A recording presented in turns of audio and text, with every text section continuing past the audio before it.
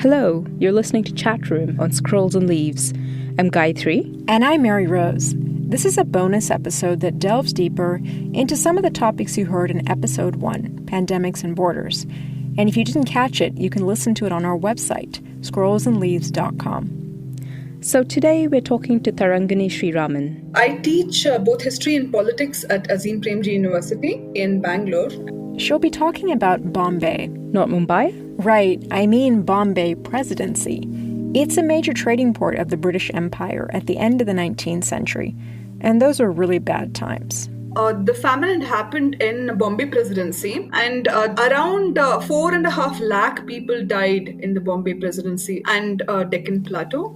Famine was followed by bubonic plague, which arrived on rats that were carried by ships from Hong Kong. Tarangini will tell us what Bombay was like back then and how plague ran through the city. And then we'll hear about this old law. It's called the Epidemic Diseases Act. It was put into place back in 1897.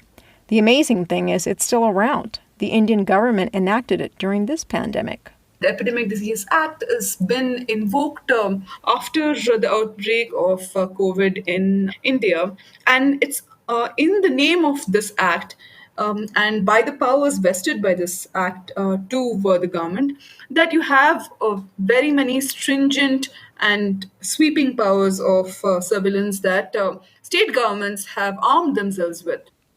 Tarangini's research has focused on the history of identification documents in colonial and post-colonial India. She's looked at the legal and cultural impacts of identification documents at various points in history, from the time of the plague in the late 19th century, which we're talking about today, right, to rationing during the Second World War, and most recently, the impact of Aadhaar on poor urban folks. Her book, In Pursuit of Proof, A History of Identification Documents in India, uses ethnography to trace how IDs are made, circulated and imagined by governments, administrations and by people in contemporary India and Delhi in particular. We spoke to her back in May, and the interview has been edited and condensed. Just to set the scene for you, back in May, India was under lockdown. Prime Minister Modi told everyone to stay home. Trains weren't running, and migrant laborers were walking hundreds of miles home. People were placed into quarantine centers. Let's hear from Tarangini. Thanks for being with us. I've been looking forward to this quite a bit, so thank you. So just to start out, let's talk about identification. It's something that you've studied quite a bit. What were some of the earliest forms of ID that were used in India? So if you were to look at some of the early forms of identification. So, of course, there were censuses that came to be undertaken even in pre-colonial India. And so the Mughals, the Marathas, right, the Rajputs, all came up with their own censuses. Post-colonization, you have the caste census, for instance, emerging in 1901. But even before that, disease saw its fair share of identification documents and identification measures.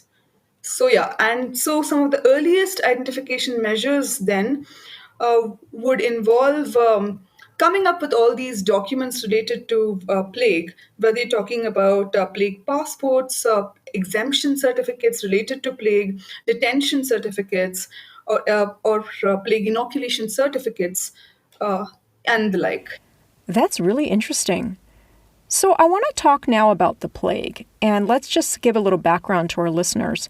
So it arrived in Bombay in 1896, and it came on ships that docked at the Bombay port. And back then, Bombay had a population of about 800,000 people. So the plague arrived in August, and then by March, which is 7 months later, 20,000 people had died, and hundreds of thousands left the city, and then they carried the disease into the rest of India. And if that wasn't bad enough, right before this, there was a famine, right? Tell us about that. The famine had happened in Bombay Presidency, and around 4.5 lakh people died in the Bombay Presidency and Deccan Plateau. And this happened in 1899 to 1900, right? So, and it was seen to have some of the highest mortality rates compared to other famines. Wait, is that 4.5 lakhs? Yeah. Four, 4,000, 450,000 people. More than that, a little more than that, yeah. Is that how many? That's just in Bombay, 450,000 people? That's right, in the Bombay Presidency. Okay, that seems like an incredibly large number to me, Exactly. especially assuming that the population back then was probably much lower than it is today. Yeah, and I should say that, by the way, the famine happened in 1899, 1900, but there also been famine-like conditions before that. So you can imagine that Bombay as a city was very vulnerable to death and disease, and famine had rendered it so. And by the time the plague actually breaks out, by the time there's a plague outbreak in Bombay, you can actually see the deaths multiply, and you can actually see a certain raging wave of disease across various parts of Bombay Presidency, but particularly in the hinterland, but also cities fared very badly as well. So that's interesting. Bombay back then was very different from present day Bombay, right? So Yeah. when you say it spread through Bombay and through the hinterlands, what was the hinterland like? Who was living in Bombay? Who was living outside it? Was the town segregated into Black Town and White Town? And were those even the terms being used? I mean, Yes. what did Bombay look like in those days? If you to look at how Bombay as a city evolved, how it grew, how it expanded, so I'm going to actually rely on what one historian of Bombay has said. Sandeep Hasari Singh tells us about how the growth of Bombay as a city pretty much reflected the character of the empire as well as the global economy of the time, right? So what that meant was that Bombay as a city saw a flourishing port culture, a very vibrant port culture. It was also home to two booming trades, and this was trade in two commodities, that is opium and raw cotton, right? And so, if you were to look at the global economy, then opium as a commodity was being dispatched in swathes in great bulk to China, while raw cotton was being sent in consignments to Britain, right? Which was using that to make finished goods, right? Finished chintz and calico textiles. And so Bombay was, as such, catering to a global trade in these commodities. Over time, you also saw mills coming up in the city. And so, as a result, you also had several mill workers who were spread across the city. And so that's so you can actually then picture a city which on the one hand saw migration uh, by a lot of small brokers, traders, right, merchants, in fact, even shipbuilders, all of them moving to Bombay in the 18th and the 19th centuries. And added to that was also the migration of several workers who came to be employed in Bombay's mills.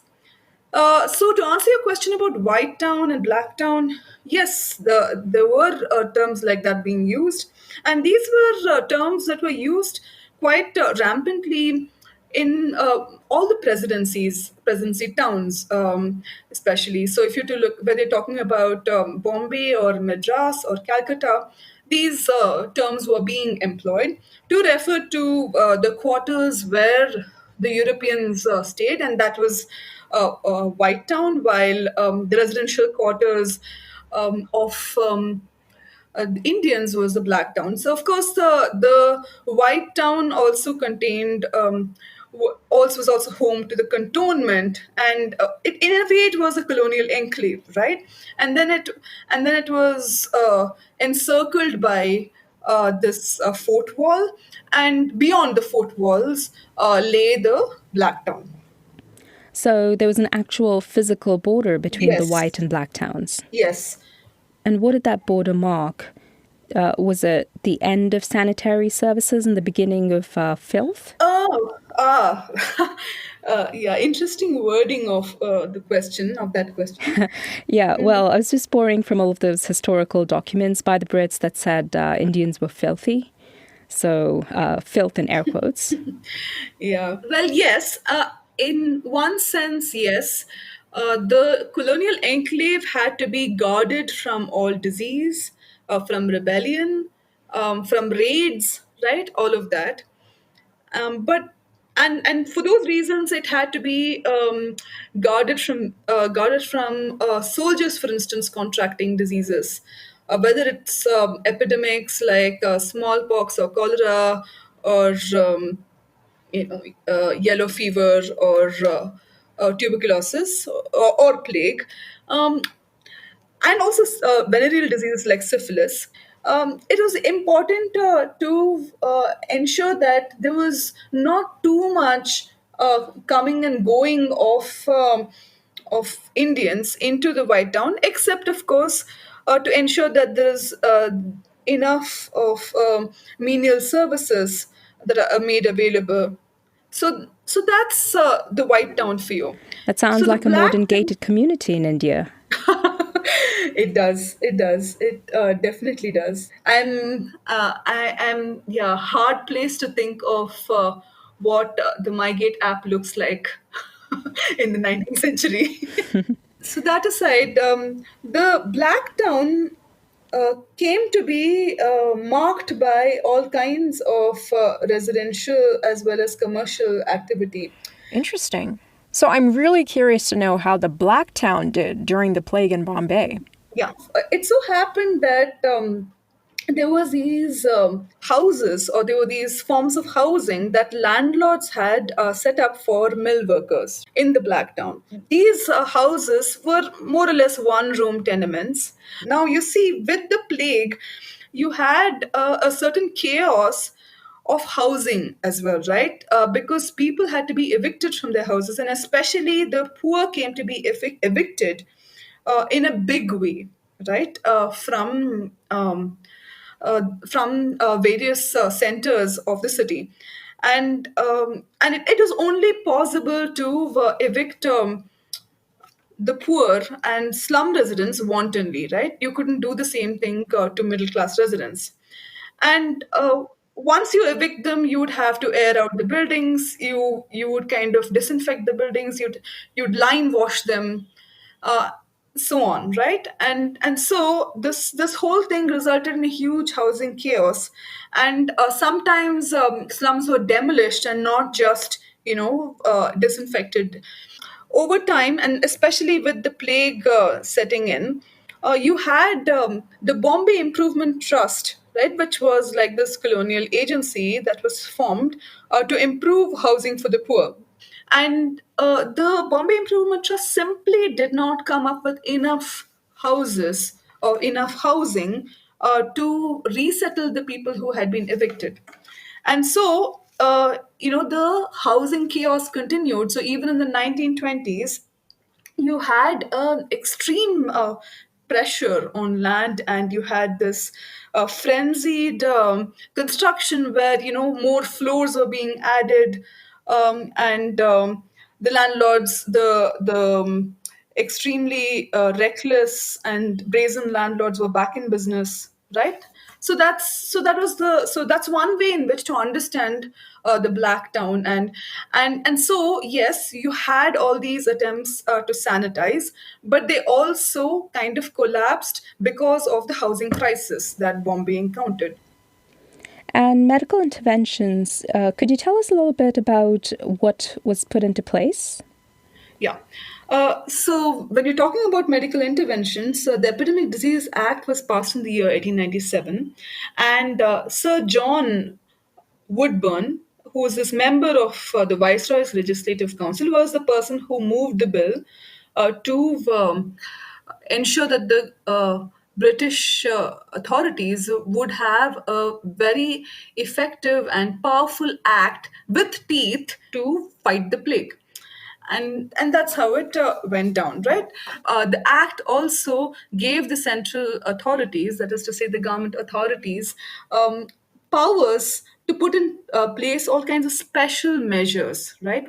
Whatever they thought was suitable and was warranted. All these authorities were now in a good place to inspect incoming and outgoing ships and other vessels, and to also set up plague observation sheds and inspection stations at railway stations. And apart from this, also dispatch officials, dispatch doctors to go into the homes of suspected plague patients and inspect their bodies, examine their bodies, evict people if necessary, disinfect buildings, right?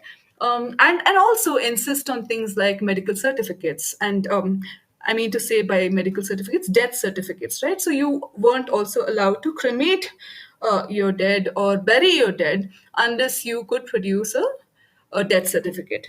So I just wanted to ask you about something that you mentioned, the train travel. When they checked the people on the trains, I'm wondering if it was selective. Like, who did they check and who did they decide not to check?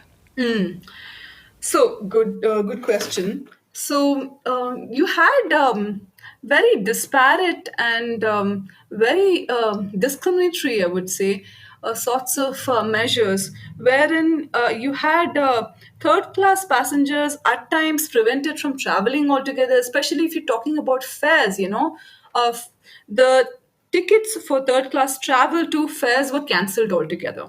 Right. So, in fact, you saw authorities taking this call, right, where they felt that maybe it would be too imprudent, and maybe it would be too risky to call off a fair altogether, because God knows what kind of rebellion that would instigate.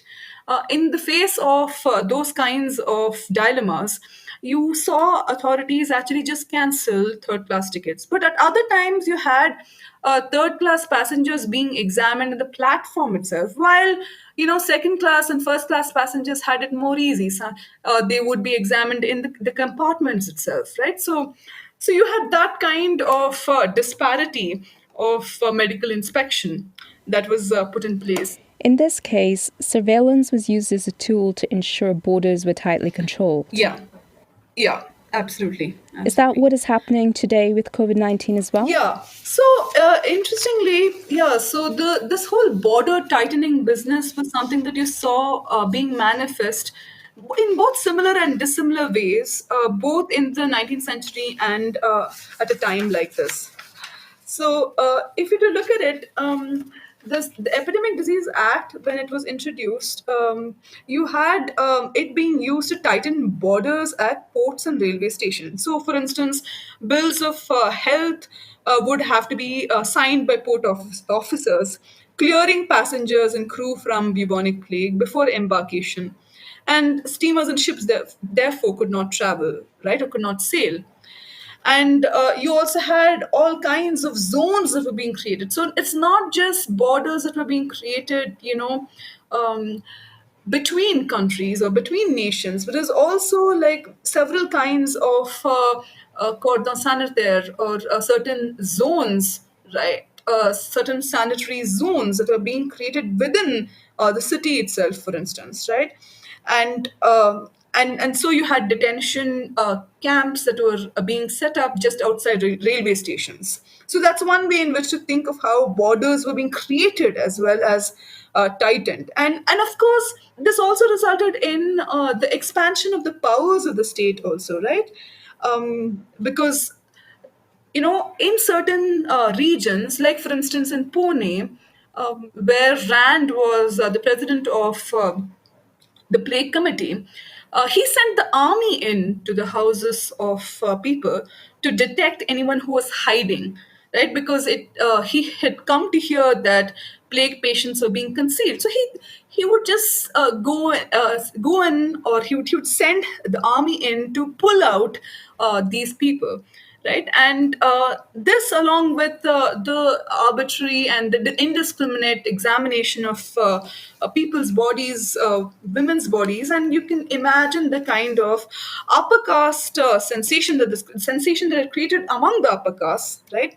So, in a more contemporary scenario, how is it that the sovereignty of nations, how is it that the powers of states multiply, right?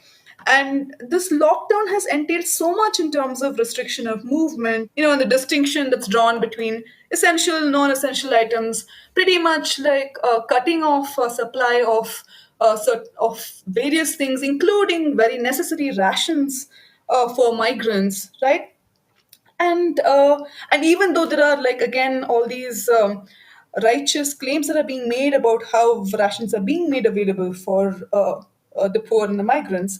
So, and in terms of the imposition of the Epidemic Disease Act, the National Disaster Management Act, there's actually been really an explosion of the powers of the state, right? So, border management has very neatly segued into unlimited powers of the state.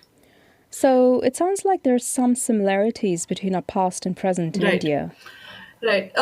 Yeah, definitely. There are a lot of similarities, I think. The Epidemic Disease Act has been invoked after the outbreak of COVID-19 in India, and it's in the name of this act.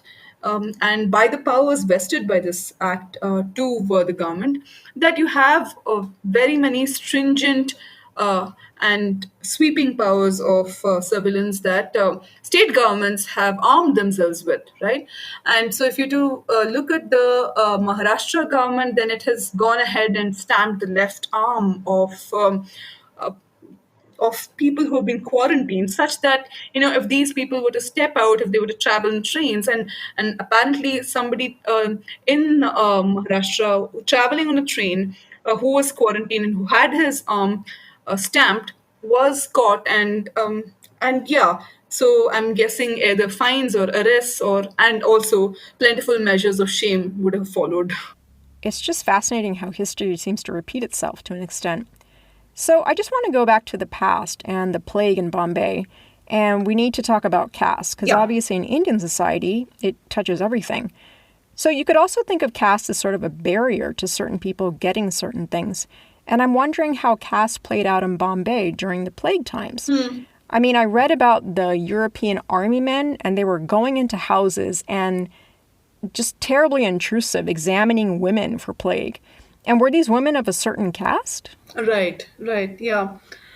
So yeah, so this brings me also to the writing of Nasarvanji Choksi, Nasarvanji Hormozchi Choksi, if you wanted to know his full name, who is this Parsi doctor from whose writing I came to hear a lot about the kind of caste panics that the plague had generated, because there's no other way of describing it, right?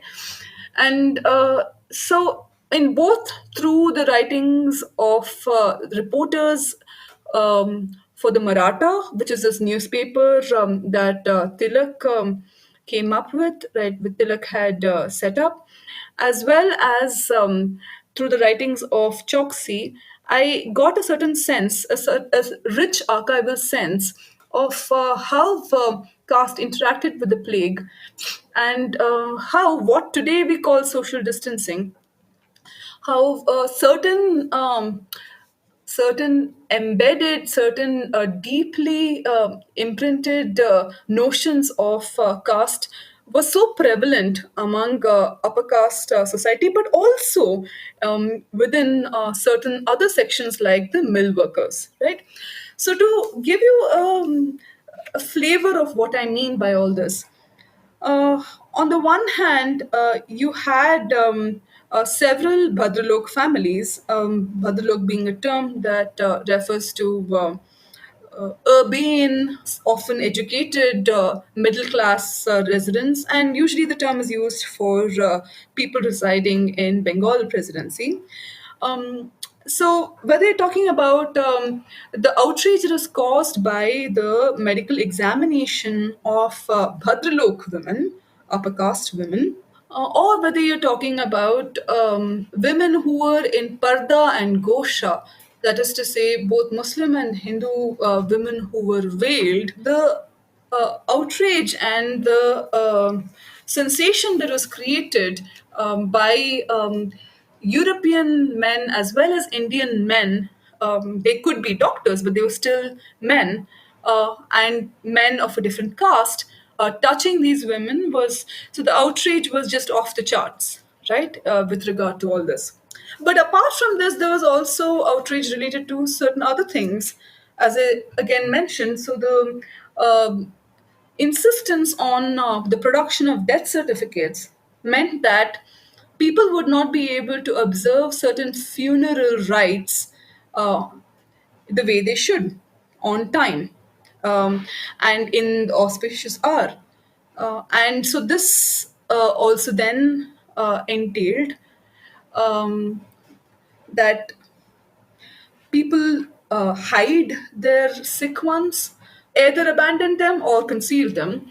And this is one way in which they thought they could get around some of the excessive, the stringent plague measures as they perceived it. Can you tell us a little bit more about the man who documented all this info you got, Choksi? So this is a man who, was born in the 1860s, and he joined Grant Medical College, established in Bombay. And this is the first, apparently this first institution really that provided education and training in medicine. And having graduated from this place, he went on to serve in various committees, but in particularly in one medical committee of the Indian Factory Commission. And he was appointed the secretary to this place. And so he also inquires into the medical condition of mill workers. So from there, he moves on to also working in various hospitals, but he also treats smallpox patients, and he also apparently worked for smallpox vaccination. And so, having served across certain committees, having worked for vaccinations, having served in certain hospitals, he has a very nuanced sense of the demographic within which disease spreads, and also certain notions of how patients, when they're admitted to these hospitals, battle with caste, how they attempt to negotiate caste, right? So Choksi actually also then is able to give us a very wide insights into plague itself. I also read Choksi's report on the bubonic plague. And now this is a very interesting primary source, as I tell my students, or an archival source. Um, and it's called Report on Bubonic Plague. And he writes this report, and it's based on observations of 939 cases, right? And he's tested 939 cases of plague, and he writes this report based on observations of all those cases. And so it's when he's working at this hospital that he gets the deepest sorts of insights into how caste works. And so he talks about how the medical regime was one that prompted upper castes especially to act out, right? And to constantly um, either throw out suffering relatives or abandon them, and because they were so scared of caste defilement. And he seems to suggest in this report that this is unprecedented, that the fevered pitch at which Indians were attempting to conceal people, or or thwart any kind of caste defilement, he seems to suggest that it is unprecedented compared to other diseases. And so this also tells you a little bit about how he thought that plague measures were particularly excessive. Earlier, when you were talking about border management and unlimited powers of the state, so it sounds like definitely this time the state was exerting a lot of power, and Indians did not trust the state and were trying to hide the disease. So to what extent do you think the British managed to expand their state powers, and did this expansion last? Or, just also thinking of our present situation with COVID-19 and the state exerting so much power right now, I'm wondering what might be the end result of all this. Will the power sort of stay on with the state, or do you think the public is going to respond and ensure there's a curbing of power later? Yeah, that's a great question again. So, yes, while there was manifold growth in the powers of the state, there were many ways in which the heels of these officials were also being cooled in a way because they were being slowed down considerably as well. And so yeah, I mean, I see where you're going with that question because you, in a way, want to know whether certain forms of surveillance, certain devices of surveillance, whether they remain. But at the same time, you also, if I'm not mistaken, you're also asking a question about the popular responses and how certain kinds of popular trends do they also succeed in slowing down plague measures, slowing down the such surveillance, right? So let me first speak a little bit about these popular incidents, right? You also had the mill workers who protested, and there was this one time where mill workers were extremely unhappy that a woman mill worker was taken away willy-nilly to the Arthur Road Hospital, and there was a riot-like situation. Right, so there was also this incident of, well, this was again an upper caste man, Damodar Chapekar, who became notorious for being the Indian who successfully assassinated Rand, right, W.C. Rand, who, as I mentioned earlier, was the president of the Pune Plague Committee. So, owing to incidents like this, and also owing to the very colorful panoply of ways in which people hid and concealed their dead, um, right? Owing to all of this, you actually had a system of medical surveillance which relied less on quarantines and less on detentions and more on creating all kinds of exceptions, right? And so you had all kinds of passes that were being created. You had the plague passports, and you had permits, all of this being given. And so people holding these passports, a plague passport, for instance, was introduced in the Madras Presidency, right? And it was a document that was issued to people who were traveling from plague infected railway stations. And if you had this, then you had your temperature taken. And so you were pretty much cleared of plague, but that did not exempt you from 10 days of reporting to medical authorities, right?